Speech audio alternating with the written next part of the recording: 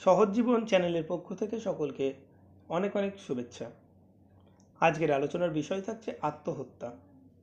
এবার আত্মহত্যাটা এমন একটা বিষয়, আমরা অনেক সময় আত্মহত্যা দেখতে পাই যে অনেকে আত্মহত্যা করছে, মানে নিজেই নিজেকে শেষ করে দিচ্ছে।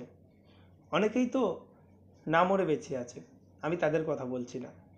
যারা হয়তো মানসিক চাপ সহ্য করতে না পেরে, মনের কষ্ট সহ্য করতে না পেরে নিজে নিজেকেই শেষ করে দিচ্ছে, তাদের জন্য আজকের এই ভিডিওটি আমার মনে হয় অনেকটাই সমাধান করতে পারবে। আত্মহত্যা কার জন্য করবেন বলুন তো? ধরুন গার্লফ্রেন্ডের জন্য।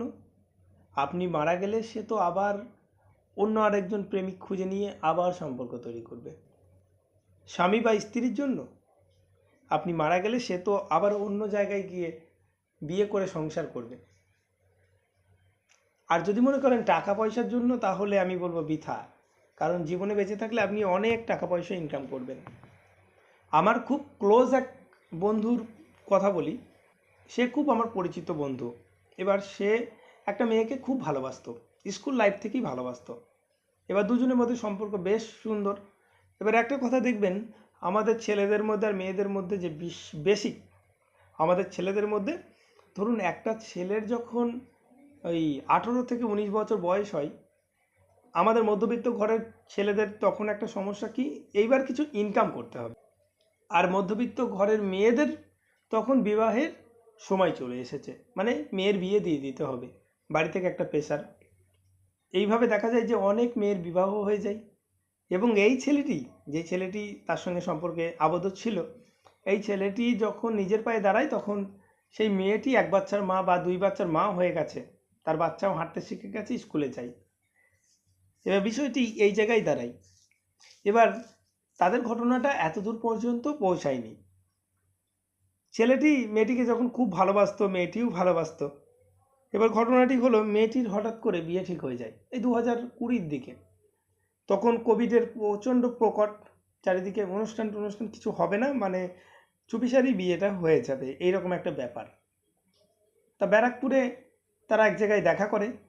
দেখা করার পর দুজন এক জায়গায় বসে অনেকক্ষণ গল্প করে, কথা বলে। কিন্তু মেয়েটি ছেলেটিকে কিছুই জানায় না। ছেলেটি তার সঙ্গে কথা বলে, কথা বলার পর চলে আসে।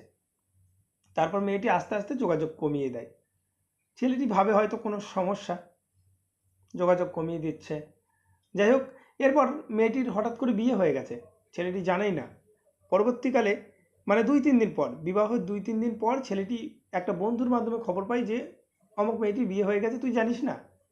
সে তো অবাক, আকাশ ভেঙে পড়েছে তার মাথায়। স্বাভাবিক, এটা সবার ক্ষেত্রেই হবে। ছেলেটি তখন তড়িঘড়ি খোঁজ নেওয়ার ব্যবস্থা করে, চারিদিকে খোঁজ খবর নেয়। খোঁজ খবর নেওয়ার পর মেয়েটিকে কল দেয়। কল দেওয়ার পর দেখে সেই নম্বর সুইচ অফ। তারপরে মেয়েটির সঙ্গে যোগাযোগ, আর কি বলবো, যোগাযোগ করেছিল। পরবর্তীকালে যোগাযোগ করেছিল। যোগাযোগ করার পর মেয়েটিকে সে লাস্ট একটা কথাই বলেছিল যে, তুমি যে আমাকে ছেড়ে দেবে, বা আমাকে ছেড়ে দিয়ে তুমি অন্য জায়গায় বিয়ে করেছো বা বিয়ে করবে, তুমি যখন আমার সঙ্গে বিয়ের 3 দিন আগে দেখা করতে গেলে, তখন তো তুমি জানতে, তাহলে তুমি কেন জানালে না? যাই হোক, তুমি যদি সুখে থাকো, তুমি যদি ভালো থাকো, ভালো থাকার জন্যই নিশ্চয়ই আমাকে ছেড়েছো। ঈশ্বরের কাছে চাই তুমি অনেক ভালো থাকো, সুখে থাকো। এই যে বিষয়টা, এই বিষয়টা ওদের মধ্যে ঘটে যায়। এবার এই সব কথাবার্তার পর ছেলেটি চলে আসে। চলে আসার পর কিছুদিন, 2-1 দিনের মাথায় ছেলেটি সুইসাইড করে মারা যায়। একবার ভালো করে ভাবুন, যখন ছেলেটি মারা গেল, কার গেল? ছেলেটির মা কিন্তু তার এক সন্তানকে হারিয়ে ফেললো, বাবা সন্তানকে হারিয়ে ফেললো। আমরা হয়তো বন্ধুকে হারালাম, কিছুদিন পর হয়তো ভুলে যাবো আস্তে আস্তে, কিন্তু তার মা বাবা কখনোই ভুলতে পারবে না, কখনোই না।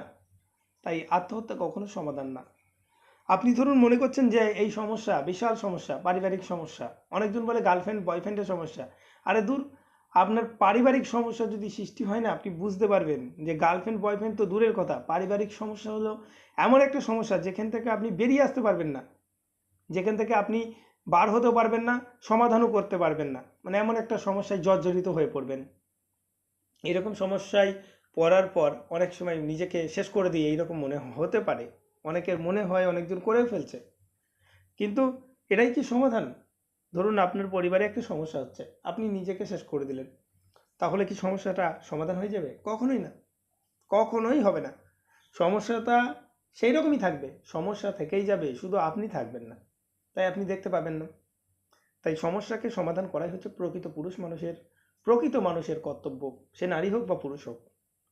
একটা সমস্যাকে সমাধান না করে আমি নিজেকে শেষ করে দিলাম, আত্মহত্যা করলাম, এটা সম্পূর্ণ কাপুরুষ, অমানুষের পরিচয়। এটা সম্পূর্ণ অপদার্থের, কাপুরুষের পরিচয়। কখনোই উচিত না, এরকম কাজ কখনোই করা উচিত নয়। কারণ আত্মহত্যাটা কখনোই সমাধান নয়।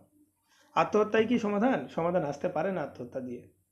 তার জন্য আমাকে নিজেকে শক্ত করতে হবে, নিজেকে অনেক কঠিন করতে হবে। এই পৃথিবীটা তো কঠিন, তার থেকে কঠিন হলো মানুষের মন। মানুষের মন যতটা নরম ততটাই শক্ত।